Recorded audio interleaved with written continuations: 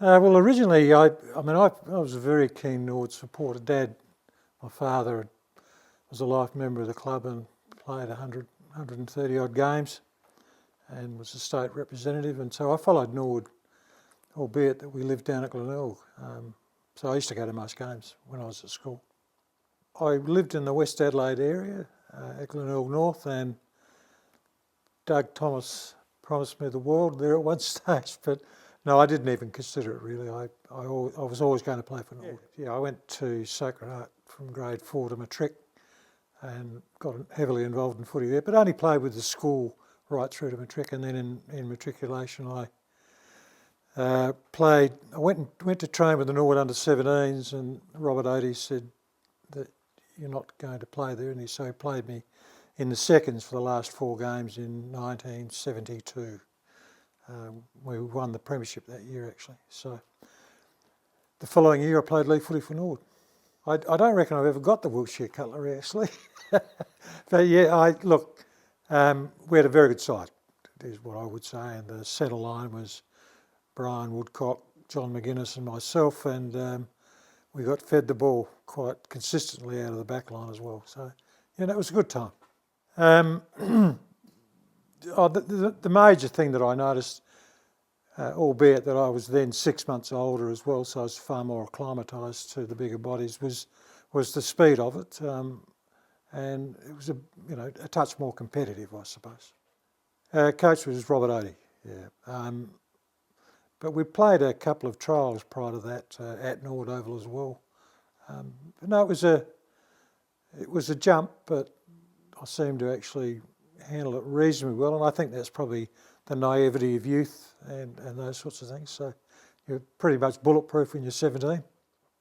Well, Rodney Seacamp played in the middle, and Glenn Ross was on the other wing, and John Wynn was the captain of the side. Ross Dillon played at centre half forward. So we had a pretty strong side, and Phil Carman played in the middle or on ball, and Philip was easily the most talented player that I played with.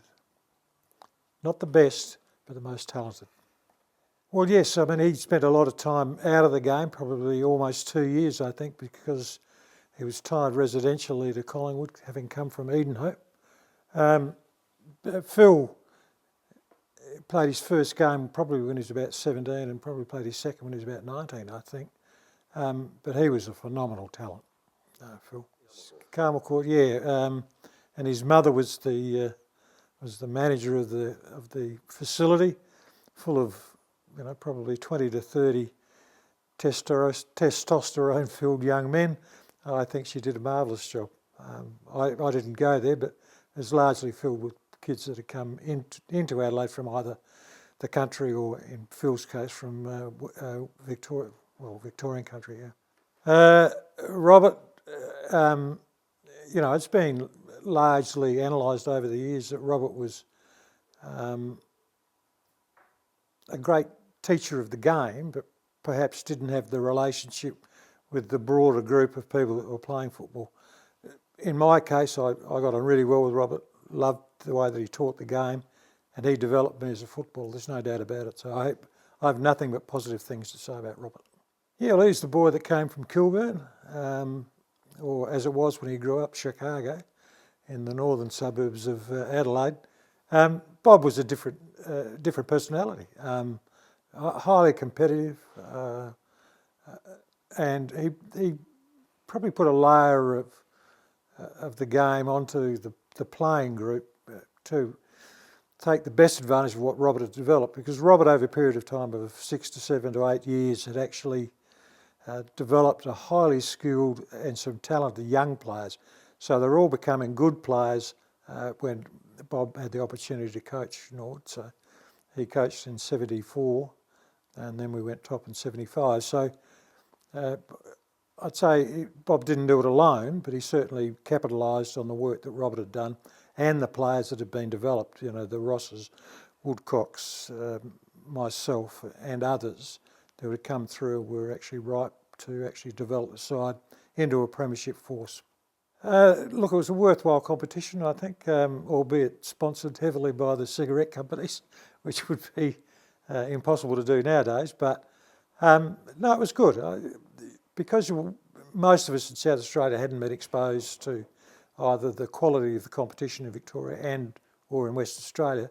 I think it gave us a measure to some degree of what our competition was like and how it held itself nationally. So I enjoyed it. I mean, it was good. And I stood some very, very good players from interstate.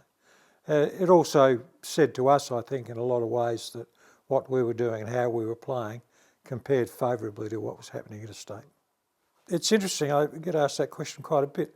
Whilst I had some approaches, I mean, I didn't consider it as a priority at all. I was studying most of the time. I wouldn't say I was that conscientious as a student at university, but I was, and I was heading towards a career that I wanted to pursue, which was in accounting, and there didn't seem to me to be any compelling reason to go, because at that stage Norwood were ahead of the game a bit because they paid their players fairly well, and when you added in that, why would you leave South Australia where you've got all the support networks, all of your friends, you're studying at university, why would you go interstate for less, as it was then, probably less money, and I didn't have an overriding ambition to play in the then VFL. Well, the previous premiership Norwood had won was in 1950, in which my father played in, so there was a nice symmetry there for me, or for our family anyway. But yeah, no, it was always interesting to me that Glenelg promoted themselves that year to be the favourites in the grand final, albeit with some reason, given that they'd beaten us in the second semi-final. But it gets lost a bit that we actually won 16 games on the trot during the season. So I always thought that we were a little bit underdone in the second semi-final, and that we were reasonably confident that we could win the grand final, which in fact we did, kicking into the breeze in the last quarter as well. Yeah, it was. On reflection, I played from 1973 through to the end of '86, and in terms of my own analysis, I think that we were probably the most successful side over that period of time. We didn't miss the finals in any of the 14 years that I played. We won 4 flags and we played in 5 grand finals. The only one we lost was in 1980. So we were successful. There was a lot of stability around the club, and Wally Miller was an important part of that, and Hamo coaching from 74 through to the end of 79, and then Bob Hammond for the balance of that for another 10 or 12 years on from that. So there was a lot of stability. Wally Miller, a consistent theme through all of that. So as you see with most successful clubs, a large part of it is having good people in the right places and not moving on all that quickly. And we largely held our playing group together over that period. The ones that left South Australia were Michael Taylor and Phil Carman, obviously, early days, but Phil was only there for 2 or 3 years. And Michael ended up coming back after playing probably 5 or 6 seasons with Collingwood. But we didn't lose many players at all. And part of that was no doubt due to the stability of the club, its success, and importantly, the players were remunerated comparatively to both West Australia and Victoria quite well. I do remember when he came or was introduced to the players, it was definitely a different look. He dead set looked like a cowboy, poor man's Kevin Costner. But I think the playing group was mature enough in 1980, the basis of the players that had been there since the early 70s, mature enough and confident enough that we could work with anybody. And Neil was open to suggestion. I mean, he was fairly raw. He came there on the recommendation of Barry Richardson, a heavy recommendation. And Barry, who I've since grown to know quite well, was a very astute student of the game. He assisted coaches across the VFL, AFL for about 4 or 5 clubs, amongst luminaries like Hafey and Barassi and others. So Barry was a well-rounded man, and his recommendation came true. Neil was very raw when he came, but was the complete product in the end when he finished. I think he probably ended up, in my view, in the right role, being head of football. He probably wasn't even to his own admission, he probably wasn't rabid enough to be a football coach. I have a belief that most of the very, very good coaches are half mad, and Neil was far too rational for that. He had white line fever when he played, because we played a few games I played with him. He made sure that the opposition knew that he was around. Yeah, Craig, different cat, and got the most out of his ability. Neil was I don't think Craig would begrudge me saying that Neil was far more talented than Craig, but Craig, having played a fair bit of footy for the Richmond Reserves, came across and developed first as a ruckman and then as a fullback. So he did very well, Craig. John is, as you know, was very different. Didn't drink any alcohol at all. Still doesn't to this day. Dyslexic, self-taught, a very interesting man. And nowadays, as he's got older and mellowed a hell of a lot, he's a very deep thinker about the game and about people. What he has developed is an amazing capacity to get behind a person's personality, should I say, and cares generally, and has a great love for the Norwood Football Club and its people. He was across here recently, and he manages to catch up with an enormous number of people. So he's a unique character. He's a larrikin at heart. Well, the disco, yeah, John was king of the disco. I think he looks back now and wonders how he did it all, and that was a great money spinner for the footy club too, which enabled them in part to be able to pay the players, as I spoke of earlier. So Barmy's along. 84 grand final, so lost 83 by wind change maybe, but 84 it was on. Yeah, we had a pretty good side, I would say. We'd won in 82 very comfortably, but we're up against a Port Adelaide side that was strong. They'd lost a few people because we played them in 1980, and they would say, the Port Adelaide people would say that was their best side ever. We lost to them by 18 points. But coming into 84, we had a lot of blokes reaching their prime, and still the nucleus of older players that had been around for a long time. Michael Lanny, Bruce Winter, and others, Neil Button. A lot of blokes that had played for a long time. So we were relatively confident, but we knew that if we started well, that we would have a chance, and we did start well. It was a fairly ferocious start to the game, but nothing. A lot of our players played a lot, as I said, had played a lot of finals, so we're used to some of that, and didn't get phased or fussed. But a very tight game. Port were a very good side. Look, I love playing down there. I've got to say that when I started and Football Park opened in 1974, it was a bit of a windswept coliseum back in those days. When the stands filled it all in and blocked a lot of the wind out, it was a great place to play, and big crowds went down there. Albeit in the end it got choked, I think, a lot by population, in the sense that travelling to and from became difficult. There was no train spur going down to that facility. But the ground itself was, Doug Butterfield was a curator and did an amazing job down there. It was the best surface in Australia, bar none. It was, I think, one of the years when I was looking back of recent times, one of the years that I played, our crowd average was 10,500 at Norwood. We had crowds of up to 20 odd thousand coming to Port Norwood's games. It was unique in a lot of ways because it was a small ground, and the supporters were on top of the crowd, on top of the players almost, and so it created a great atmosphere. When they played the Gather Round recently, I went to 2 games this year, and there's still a unique atmosphere that's created at the suburban grounds, which you don't get. This same weekend, I went to Adelaide Oval, which I love. It's a fantastic facility.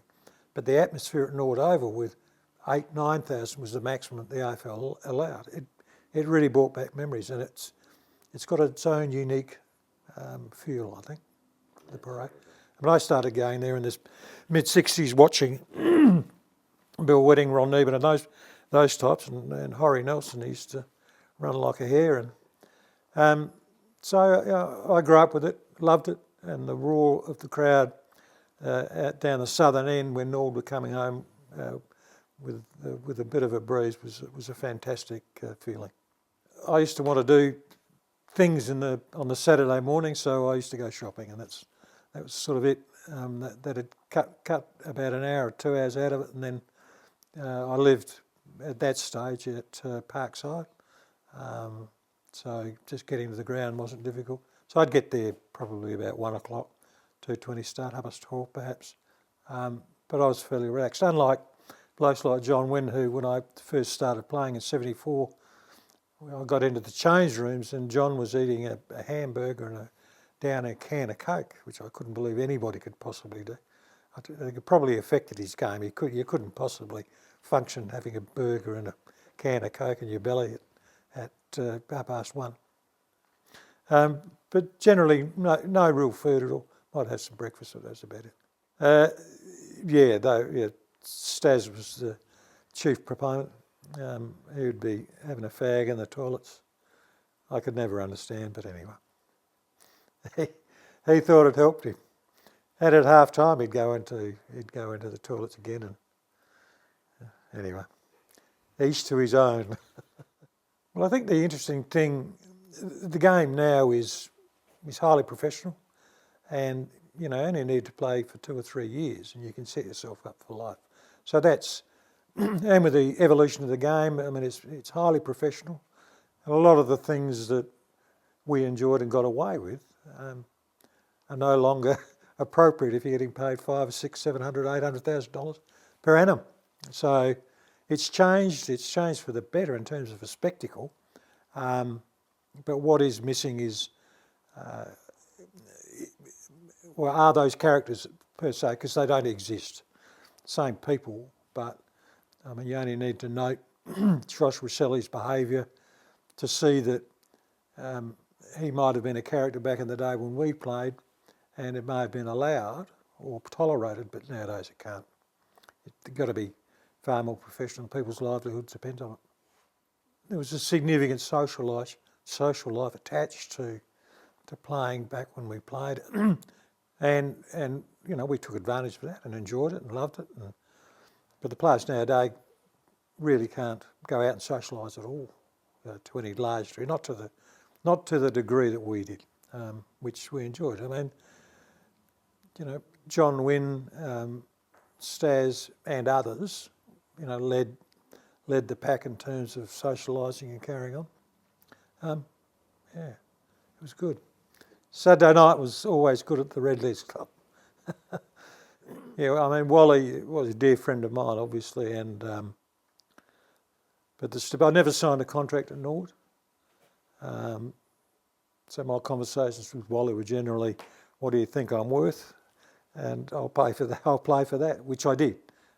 So I think the best thing you can say about Wally, not only did he have a great understanding of the game and the people within it, but he engendered trust from the playing group, and that's a rare thing. The downfall of many clubs, from what I've seen, is a disconnect between the administration and the playing group.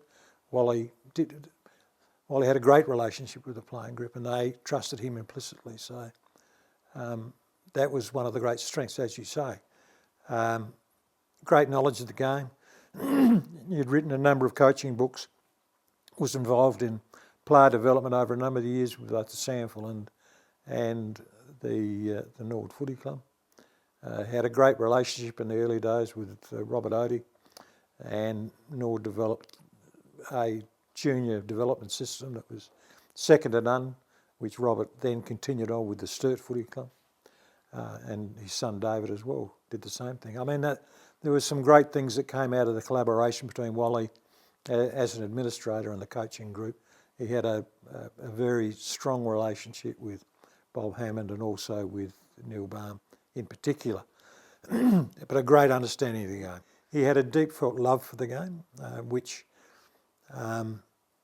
and not from a selfish viewpoint. I think a lot of people might have a deep love, but it's about their own development and achievements that they might be able to promote themselves. Well, he never had that. He had a deep love of the game and for the people within it. So, a unique administrator.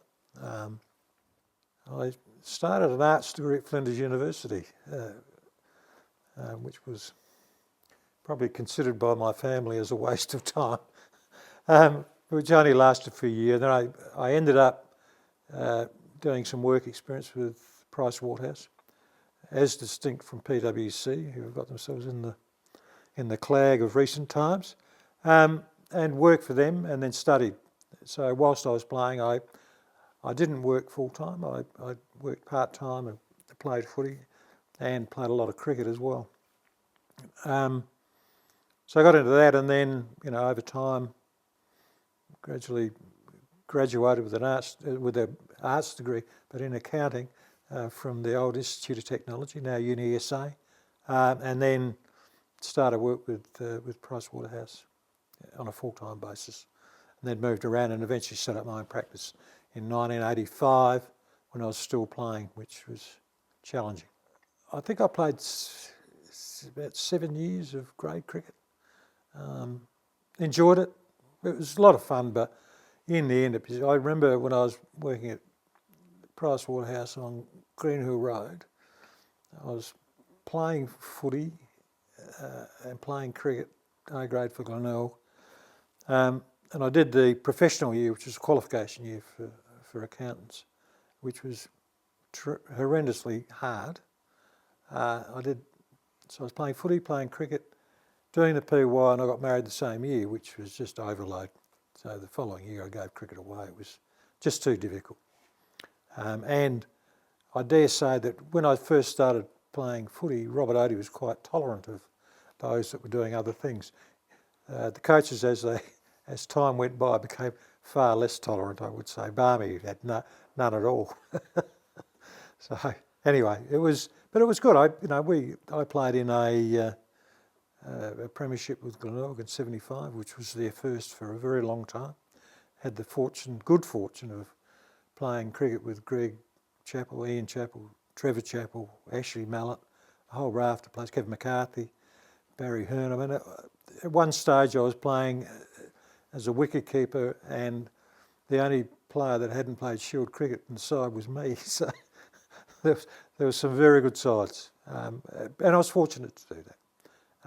And if you've got the time, as I did then, because I was largely studying part-time and working part-time, I had the time and opportunity to do that, but later on it became too difficult.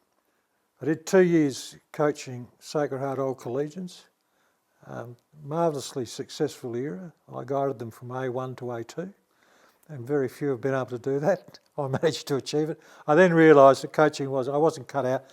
I wasn't mad enough, I didn't think. But once again, it was an enjoyable experience with a lot of blokes that I knew very well.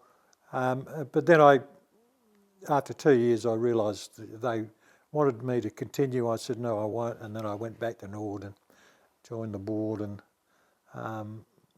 was, I think, chairman of the match committee back at Norwood for a few years with Neil, and then moved away from that after we appointed Neil Craig to coach Norwood.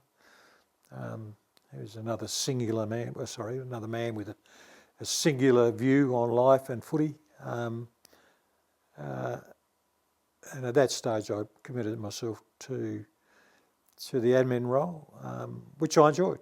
And having an accounting background helped me to do some of the things that I wanted to do with the footy club, which at that stage, the old Redlegs club was hemorrhaging money.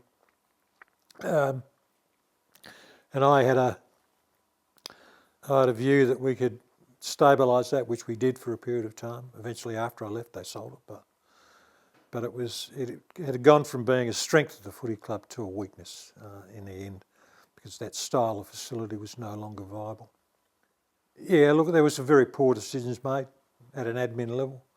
I'm not going to name and shame, but there's some people that should hang their head a little bit, because Norwood owned nearly all of the boundary between the Parade, Sydenham Road and Wood Street, and eventually blew it, which is quite sad.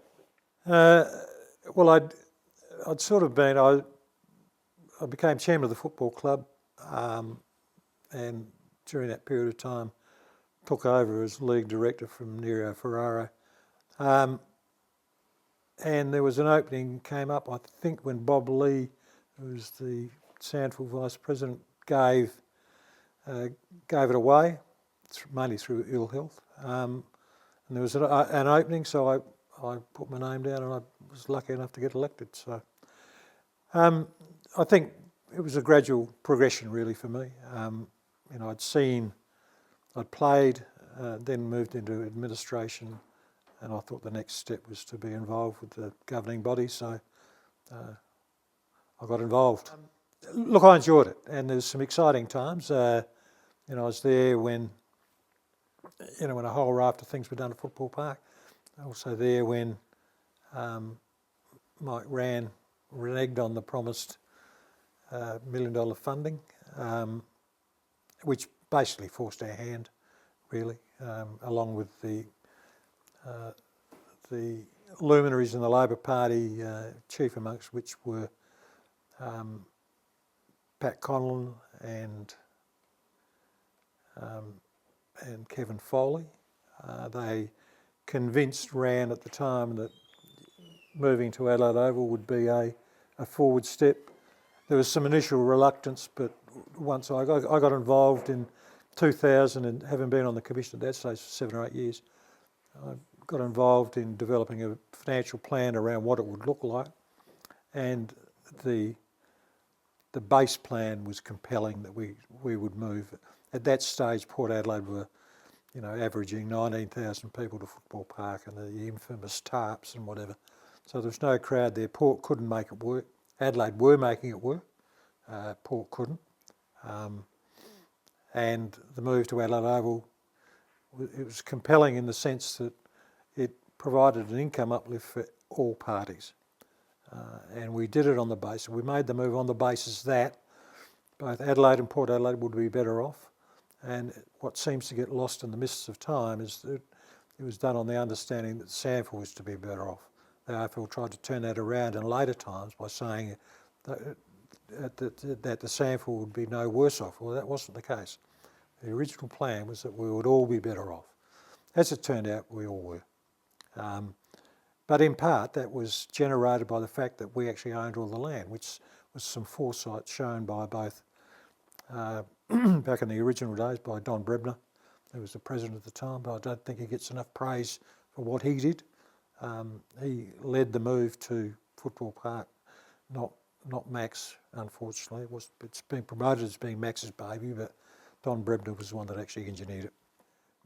Even though we all love Football Park, and it was a good facility, we enjoyed going down there, I've not heard anyone in the ensuing period of time, which is from 2014 to now 2024, anybody from anywhere in Australia be negative about Adelaide Oval. And it's because it's central. Everybody can get there. Doesn't matter whether you live far north, far south, western or eastern, even the western people. I mean, some that bought property down there might be a bit peeved because they used to take them 5 minutes to get to footy.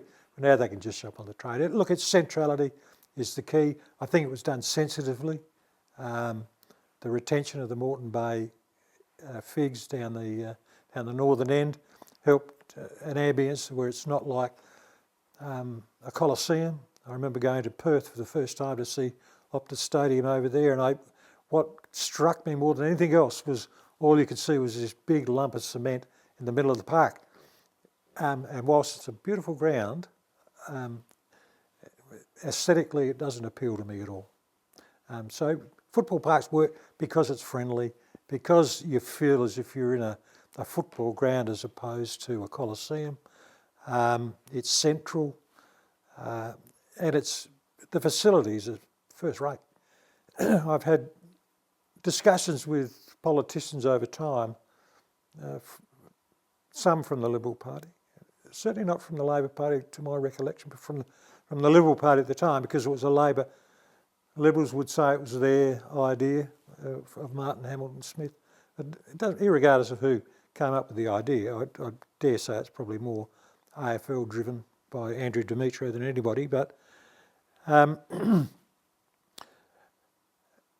Osborne was set up as a joint venture between cricket and football, who were always going to be the two largest crowd drawers and protagonists about use of the oval. The Liberal Party wished that politicians were involved. I think the best thing is that they weren't. So you had people invested in the ground and invested in the financial return, which I think is important. It drives the best utilisation of the ground. So it's worked, but it's worked with the goodwill from both football and cricket. And as I said a bit earlier, from 2007 I got involved in developing the financial model around what was going to work and what was not going to work, albeit with the help of some very smart people from the AFL. But it was a collaborative approach and it worked, and it's still working.